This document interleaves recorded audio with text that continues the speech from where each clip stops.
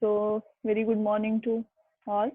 Now, we will start our next topic, that is pin diagram. Again, before that, we have to take the revision. Okay. Now, one by one, tell me the features. Now, first feature, what is the first feature? Who tells? Now, Shraddha. Every time Shraddha told that ma'am asking only me. Now, Shraddha.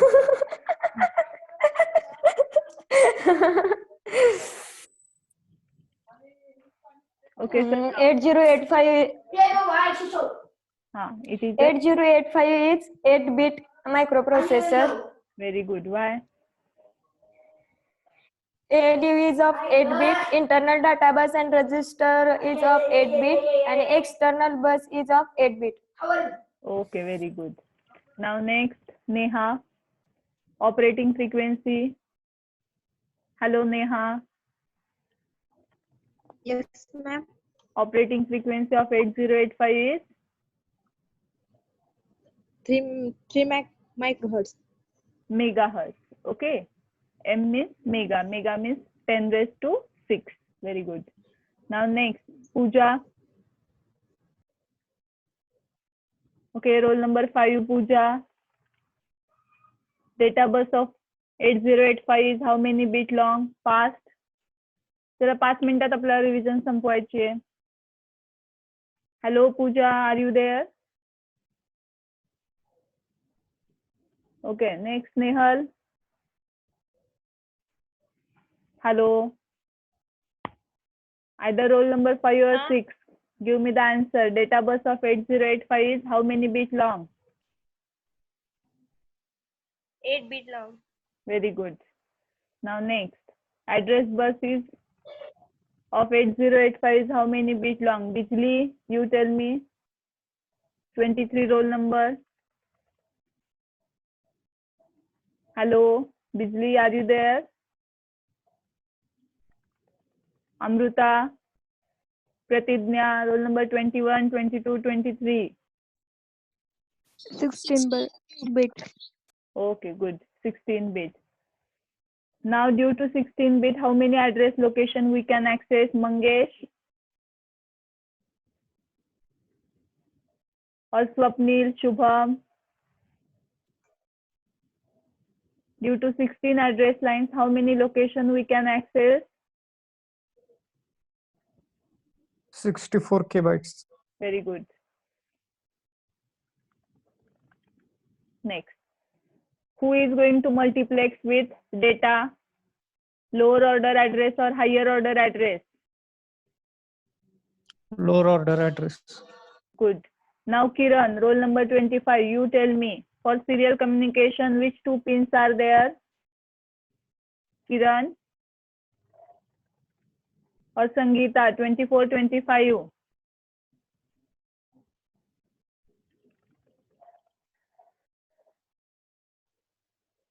Hello, Kiran or Sangeeta, are you there? For serial communication, how many pins are there in 8085?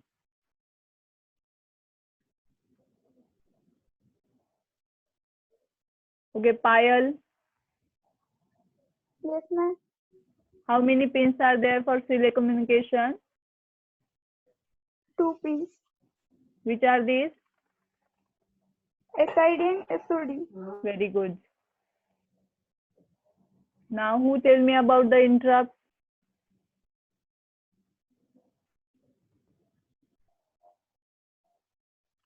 Okay, Ashwini, you tell me. How many interrupts are there fast? How many hardware interrupts are there in 8085?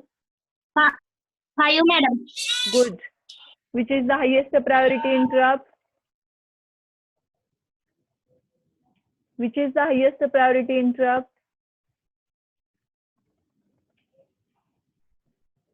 Trap.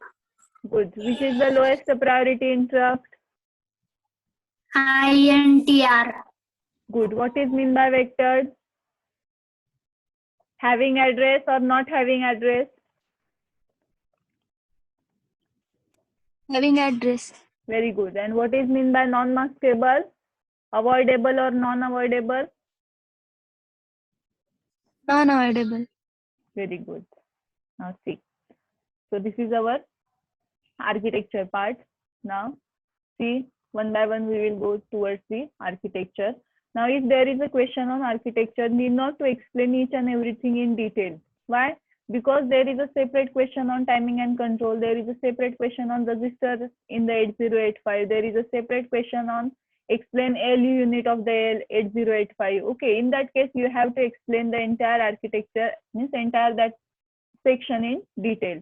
When there is a question that draw and explain the architecture of 8085 for 8 marks, then your 4 marks is distributed for the diagram only. Okay, and in for the remaining 4 marks you have to just mention its working.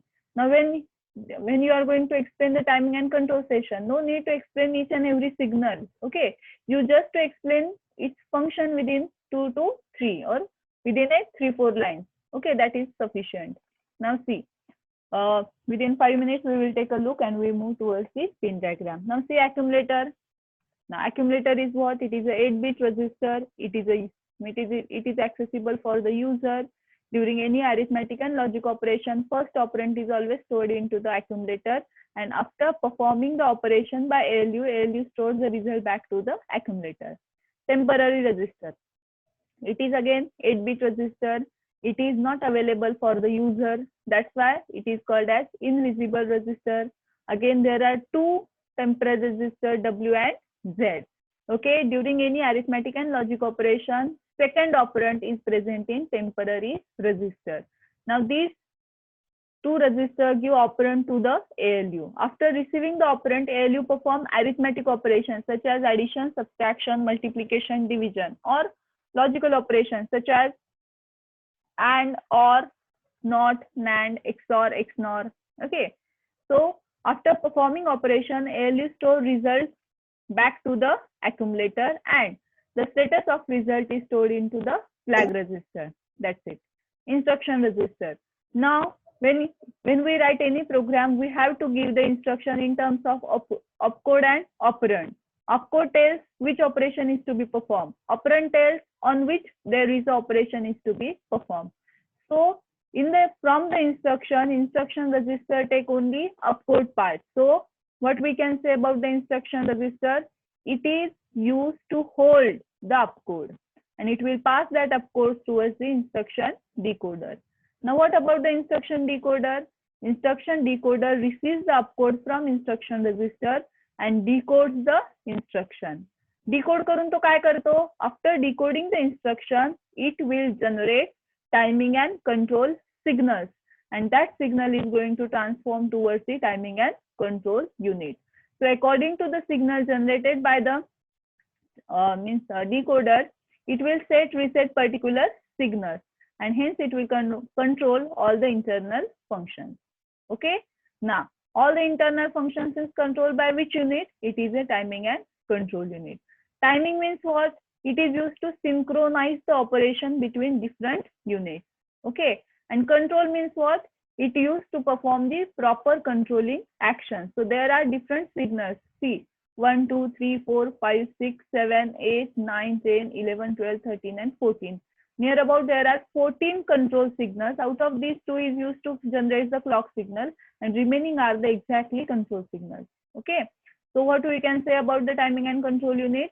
Timing and control unit, according to the decoded instruction, it will set the control signals, and later on it will give the controlling signals to the different parts. See, these red lines are going to everywhere. Okay, means what?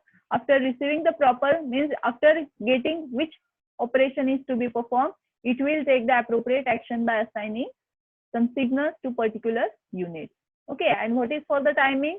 Timing is used to synchronize its operation. What is meant by synchronization? It is the maintaining of the sequence. In the last lecture, what we have seen, if we want to perform the addition of A and B, we have to assign the value that, for example, 3 and 2. We have to assign 3 to A value and value 2 to register B, and then we can perform the addition. Initially, we cannot perform the addition. Why? Because there is no value in the register. So what is the first sequence? What is the first step? We have to assign the values to the register And in the next step, we have to perform the addition. So who decide that sequence? This decided by the timing and control unit. So we call it as a synchronization. Okay. Now next, come back to this part. Here is a general purpose register. There are 6 general purpose registers, B, C, D, H, L. Each register is of size 8 bit. Okay. So this register only, म्हणजे फक्त जर B register घेतला, means what is its use? It can store 8 bit data. It can store the address, but as we know that address is of 16 bit. So in that case, it will store 8 bit, means out of 16 bit, it will store 8 bit address. Okay. So what about the remaining 8 bits? Then we have to use the register in pair, and in that case, we can store the 16 bit address. Where the lower 8 bit is stored by C, upper 8 bit of the address is stored by B. Okay. So similarly, D and E work. Similarly, H and L work. So these register or these a group of register used to store data or result or the address. But as we know, address is of 16 bits. So we have to, when we want to store the address, now we need to take this register in terms of pair. Okay. Stack pointer. Now, before that, program counter. Program counter is a 16 bit long, used to indicate the memory location from which next instruction is to be executed. Stack pointer, when program, due to the branching instruction, program counter changes its sequence, then at that time it stores the next location into the stack pointer. So while coming back from the subroutine, it will restart the execution. Okay. Increment and decrement latch. After performing the particular operation on the memory location, due to the increment and decrement latch, automatically memory locations get incremented or decremented. Next, address buffer and address data buffer. It is used to maintain the directional flow of the address and data. Serial input-output control. Now, as we know that 8085 also supports the serial communication. So serial IO control takes its charge. So this station is used when 8085 wants to communicate serially. Now, through the SID pin, it will receive serial input, and through the SOD pin, it will give serial output. Next, last station is a interrupt controller. Now, interrupt controller, as we know that during the operation, there are the many sub-program or sub-operation is going to be generated. So this is called as an interrupt. There are 5 interrupts. Out of that, 4 are the system generated, which is having specific address inside the system. So all these are called as a vectored. Only INTR is a non-vectored. Why? It is generated by the user. When user generate INTR interrupts and when it is received by the system, then to tell the user or to acknowledge the user, system generate one signal called as a INTA. Okay, actually it is a INTA bar.